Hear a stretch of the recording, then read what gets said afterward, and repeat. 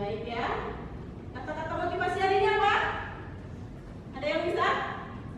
Ayo, apa?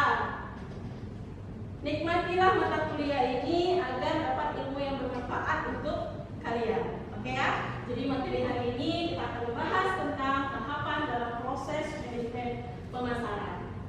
Oke, di sini ada beberapa tahapannya.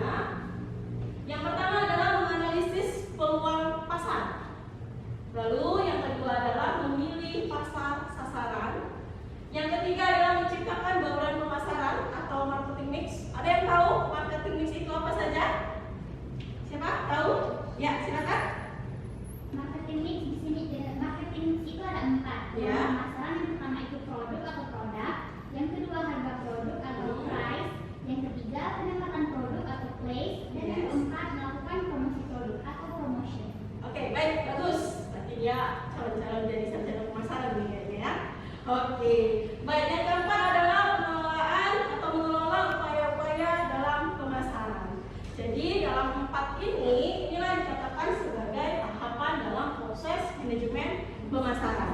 Oke ya, kita akan membahas keempatnya. Yang pertama adalah di mana ada proses manajemen. Yang pertama sekali adalah menganalisis peluang pasar. Lalu yang kedua, pemilihan pasar-pasaran, lalu menciptakan bauran pemasaran dan mengelola upaya-upaya pemasaran. Ini seperti rantai kalau kita lihat. Apa ini selainnya rantai ini? Ini saling keterkaitan antara satu dengan yang lain. Tidak bisa dipisahkan mereka. Karena kalau hilang saja tahapan proses manajemen satu saja, maka dia akan pincang, tidak bisa. Sama lah kayak kita kan, hilang satu gairah kita untuk semangat kita, maka gak semangat untuk menjalani perkuliahan ini. Benar kan? Oke. Next kita lanjut, dimana dalam pertama adalah menganalisis peluang pasar. Langkah yang kita lakukan adalah yang pertama sekali itu adalah melakukan apa? Riset pemasaran atau riset pasar, di mana menerapkan sistem informasi pemasaran. Riset bisa kita lakukan dengan cara apa saja? Ayo, ada yang tahu? Dengan cara apa risetnya? Kita melihat apa? Peluang, benar sekali. Kita harus melihat dulu peluang pasarnya seperti apa. Kira-kira ini lagi musim apa ya? Biasanya kan kalau kita lihat itu ada yang namanya viral, ya kan? Viral marketing, buy viral, ada ya? Kenapa seperti itu Bu? Karena kalau viral itu biasanya mengikuti tren yang ada. Itu dia. Kemudian menganalisa lingkungan pemasaran. Lingkungan kita seperti apa sih? Lingkungan pemasaran ada berapa? Ada 2, benar sekali. Ada 2, yaitu lingkungan mikro dan makro. Oke, bagus. Kemudian menganalisa pasar-pasar konsumen dan menganalisa pasar-pasar dari organisasi. Kemudian kita masuk yang kedua, di mana di sini ada memilih pasar sasaran dengan apa? Dengan cara yang pertama kita mengukur permintaan. Permintaan itu gimana itu? Kalau ada yang minta, kenapa konsumen membeli suatu barang? Karena dia butuh. Benar sekali. Kalau kita membeli karena butuh, tidak butuh berarti kita masuk ke dalam kebutuhan yang seperti apa? Kebutuhan ada berapa? Ada 3. Kebutuhan primer, sekunder, pintar. Hebat kelas ini ya. Saya sudah tidak mengajari itu kali. Jadi kebutuhan primer itu adalah kebutuhan yang pokok. Termasuk di dalamnya apa? Makanan dan sarana. Ya kan? Setelah kebutuhan primer tercukupi atau tercukupi, maka akan muncul yang namanya kebutuhan apa? Sekunder. Sekunder ini seperti apa? Contohnya apa? Kendaraan besar. Tempat tinggal kan kebutuhan primer. Kita kan kebutuhan primer itu tempat tinggal juga salah satu kebutuhan yang harus. Perawatan dan sebagainya. Kalau tersier ini, jika kebutuhan primer dan sekunder sudah tercukupi, maka akan muncul yang namanya kebutuhan tersier. Kebutuhan tersier contohnya apa? Dia tidak punya mobil, tapi dia menginginkan mobilnya lebih mewah lagi, ya kan? Sehingga merek mobilnya yang terkenal. Apalagi contohnya kalau punya uang lebih yang nggak dipakai ya. Nah iya, punya kapal pesiar mungkin ya, atau punya pesawat pribadi, jet pribadi. Itu boleh nggak Bu ya?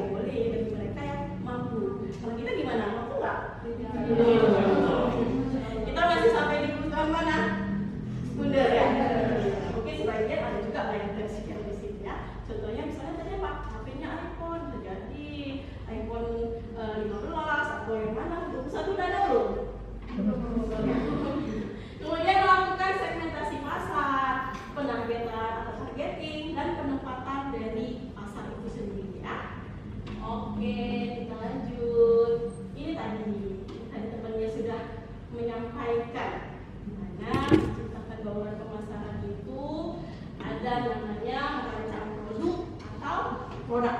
Harus ada produknya. Produk ini ada dua. Apa itu? Barang dan jasa. Oke, itulah yang dikatakan kategori dengan produk. Mungkin selama ini kita berpikir bahwa produk itu ya barang. Belum tentu. Jadi produk itu ada dua, ada barang dan jasa. Kemudian adalah penempatan dari harga produk atau price. Kalau sudah ada produknya, harus ada penempatan dari harganya. Harga ini akan menjadi dasar seseorang untuk membeli. Jika dia mampu untuk membeli dengan harga yang tinggi, maka harapannya kualitasnya pasti yang paling bagus. Benar kan? Makanya kalau kita melihat dari e-commerce itu kan ada barang, bagus, harganya murah, jangan percaya. Kenapa?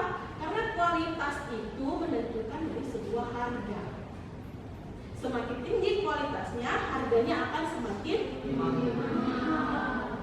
Jadi sekarang ini bahannya sutra loh katanya. Harganya cuma 50.000. Karena sutra itu adalah kelas kain yang tertinggi. Jadi harus kita perhatikan, kita pertimbangkan, itu beneran nggak kira-kira. Oke. Lalu berkaitan juga dari penempatan produknya. Untuk siapa produk ini? Oke, Bu, kenapa susu itu ada tingkatan usianya? Karena kebutuhan orang itu beda-beda. Dari bayi susunya mungkin no sugar, tidak gula. Tapi rasanya manis juga kan? Iya. Kalau semakin tua kenapa remaja ini jarang butuh susu? Karena katanya masih sehat, katanya. Iya kan? Tapi kenapa kalau kita sudah tua kembali lagi minum susu?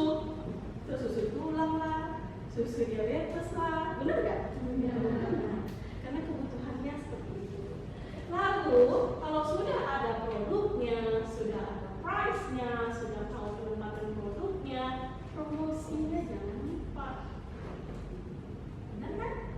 Kalau kita punya barang, mau kita jual, tapi kita tidak mempromosikan, itu gimana? Siapa yang tahu produk kita ini, barang kita ini? Benar gak? Makanya promosi itu bisa dilakukan dengan seperti apa? Dengan media sosial bisa. Tapi kalau sekarang kita menyebar dengan brosur itu kurang efektif. Kenapa? Karena budaya orang membaca itu kan kurang. Ini buku ini saya juga nggak percaya kadang-kadang mau dibaca dan tidak. Tapi saya percayakan saja, ya. Jadi dia harus ada yang namanya promosi. Menggunakan apa, Bu? Bisa menggunakan jasa influencer. Apa itu influencer? Orang yang memberikan pengaruh. Biasanya influencer itu dia harus pengikutnya banyak. Jangan pula pengikutnya cuma 2 kali sudah jadi influencer. 2 satu kelas ini pula kawannya. Gak bisa kan? Gak bisa. Dia harus memiliki, makanya harus berapa? 5.000 k. Dengan followersnya kan? Itulah ya. Oke, kita next. Ini dia yang menyangkut dengan produk. Ada ragam produk. Kalau kita menciptakan produk, baik itu barang ataupun jasa, harus memiliki ragam. Ragam itu apa? Variasi. Kenapa susu itu harus ada rasa coklat, rasa vanila, rasa madu? Itu yang dikatakan dengan variasi. Ya, jangan salah. Oke? Kemudian ada kualitas. Ini tadi saya bilang, semakin tinggi kualitas, harga yang ditawarkan juga seharusnya semakin mahal. Kenapa Ferrari itu bisa mahal? Karena kualitasnya bagus. Udah baca Pak? Sama. Ya. Kemudian desain. Ini juga penting. Makanya kalau kita punya produk, itu kan kita harus memiliki mereknya. Desainnya juga harus menarik. Karena orang yang pertama sekali melihat barang itu kemasannya, benar nggak? Kalau gambar pipi pisang cuma gambar pisang satu itu nggak tertarik orang. Harus memiliki keberagaman desainnya, harus unik. Warna juga mempengaruhi orang untuk membeli. Benar kan? Semangat kan? Nggak ngantuk kan? Brand. Kalau punya brand itu yang menarik. Jangan brandnya susah dicapkan. Jangan brandnya itu yang gampang kali. Cuma dia punya produk mie misalnya. Cuma dibuatnya namanya mie enak. Kamu tahu yang namanya mie itu pasti enak, iya kan? Ada mie yang nggak enak. Sengaja ya.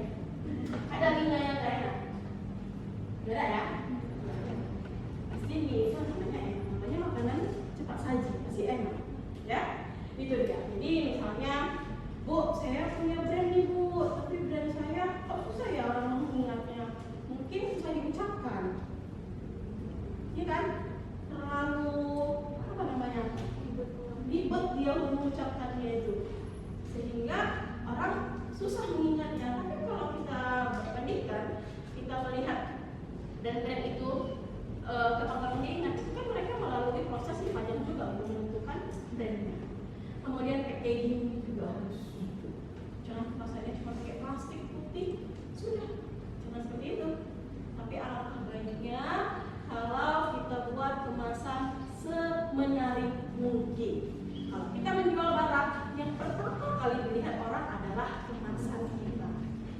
Kalau kalian belanja tuh ke supermarket, pasti yang dilihat mana yang menarik kan?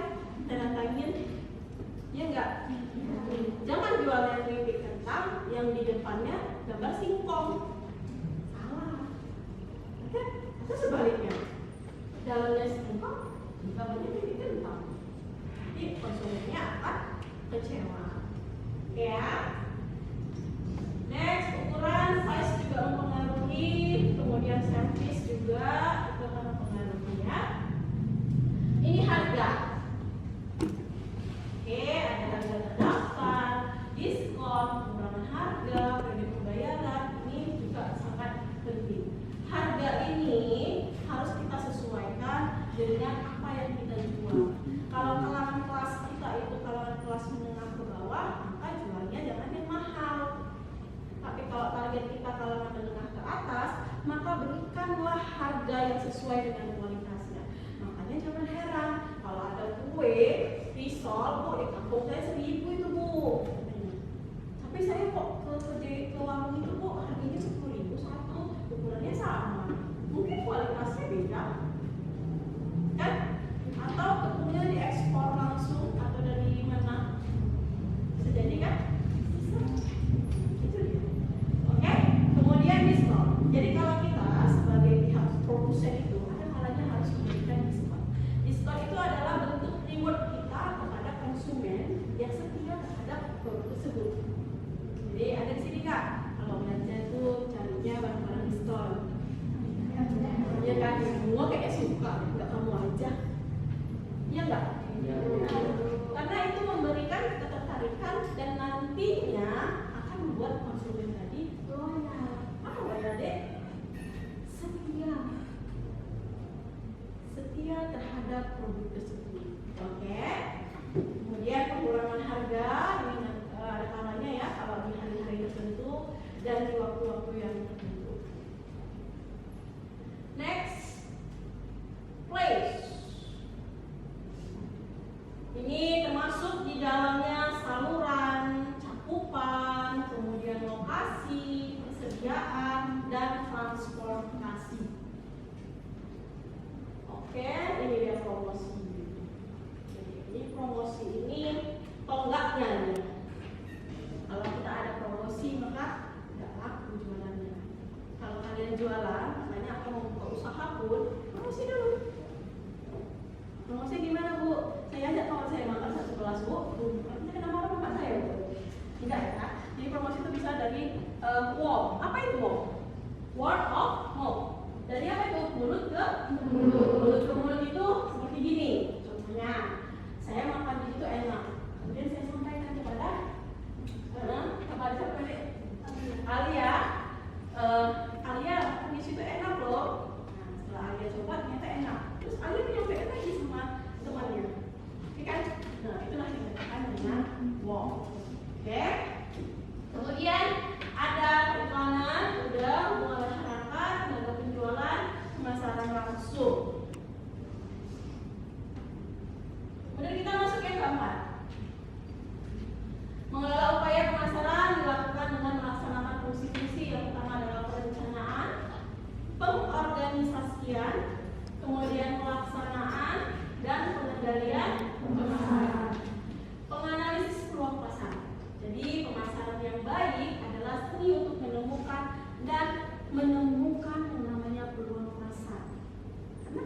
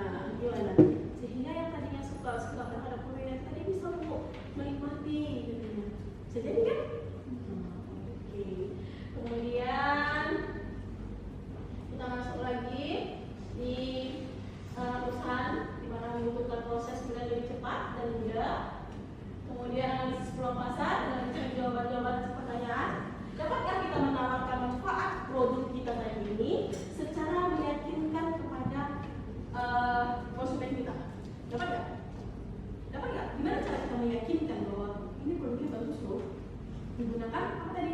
Promosi tadi. Berikan informasi yang jelas terhadap produk tersebut di dalam kemasannya. Harus kita berikan. Ya. Next, selanjutnya menganalisa produk pada pasar. Ada produk baru, produk yang ada, dan sebagainya.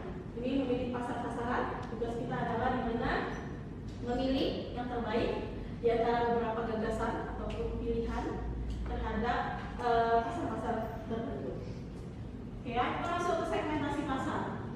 Jadi segmentasi pasar ini adalah di mana pasar yang heterogen diubah menjadi pasar yang homogen. Jadi ada beberapa didefinisikan bahwa yang berkeinginan, daya beli, lokasi geografis, perilaku pembelian, dan kebiasaan-kebiasaan pembelian yang serupa. Kita lihat itu bagaimana. Ini manfaatnya dalam segmentasi pasar. Ini segmentasi pasar ini ada nanti pertemuan kita selanjutnya akan membahas tentang segmentasi pasar ini. Kemudian ada lebih fokus, lebih berorientasi pasar dan promosinya yang jelas. Oke, saya akan menampilkan ada video. Coba kalian lihat sebelum kita menyudahi pertemuan kita hari ini. Ini ada video.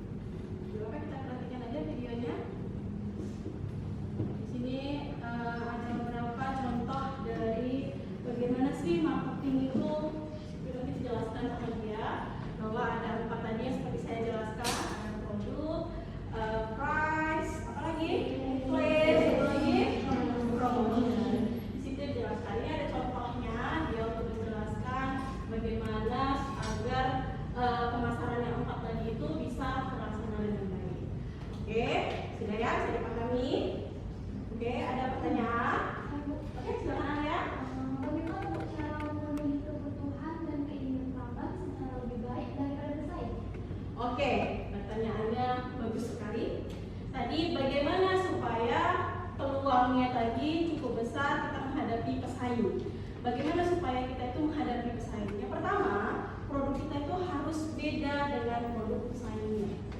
Kenapa seperti itu, Bu? Produknya harus beda? Karena kalau kita punya produknya sama, tidak ada inovasi di dalamnya, maka produk tadi itu sulit untuk terjual. Kenapa bisa seperti itu, Bu? Toh, dia sudah ada.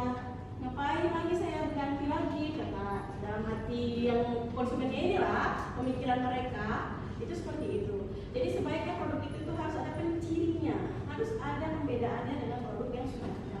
Kemudian harganya harus menyesuaikan. Kalau produk kita memang tadi tidak sesuai dengan apa yang mereka inginkan, maka akan sulit juga kita menghadapi pesaing. Jadi pesaing ini adalah satu hal momok yang paling menakutkan kalau kita dalam berbisnis.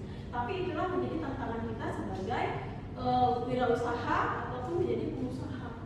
Bagaimana kita menghadapi pesaing seperti ini? Misalnya, oke, ada lagi yang mau bertanya? Tidak ada? Cukup jelas? Oke, karena waktu kita terbatas, jadi pertemuan kita cukup sampai di sini. Jadi pada kesimpulannya, yang perlu kalian ingat apa dalam proses manajemen pemasaran ini harus ada di dalam setiap kita ingin memasarkan apa yang akan kita pasarkan. Jadi harus ada produknya juga, harus ada harganya, itu adalah bagian dari bauran pemasarannya. Jadi tetap semangat